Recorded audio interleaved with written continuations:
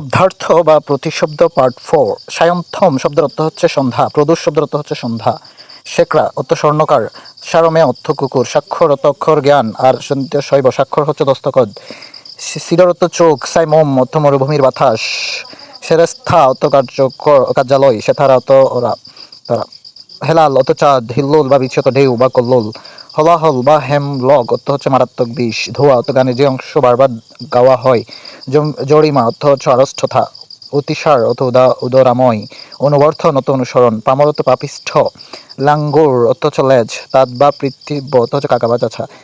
মক্ষিকা অর্থ হচ্ছে মাছি, দুহিতা অর্থ কন্যা বা মেয়ে বা তনয়া, ভার্যত্ব পত্নী বা স্ত্রী, গণ্ডূষ অর্থ একুশ জল, পটপুত্র অর্থ হচ্ছে পাতা দিয়ে তৈরি ঠোঙ্গা, জঠিক জল অর্থ স্বচ্ছ পানি, ফটিক জল, পাঁচালী অর্থ গীতা অভিনয়,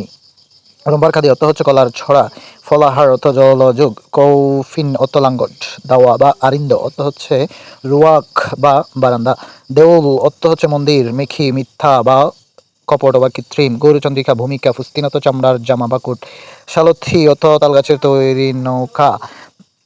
রসুই চালা অত রান্নাঘর, ফাঁসুটে অত ফাংশু বা ফ্যাকাশে, খতরনাক বিপজ্জনক, গন্ধ বণিক অত মশলা ব্যবসায়ী, বাড়ুই অত গড়ে চাল ছাওয়া মিস্ত্রি, ধরণী অর্থ ধারণ অবলম্বন বা ধরণী বা পৃথিবী, লঙ্গরখানা অত বিনামূল্যে খাদ্য বিতরণের স্থান,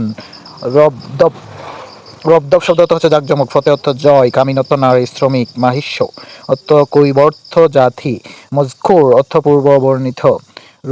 রুয়াব অর্থ সম্ভ্রম, কিংবদন্তি অর্থ জনশ্রুতি, প্রকোষ্ঠ অর্থ ঘর বা কুঠরি।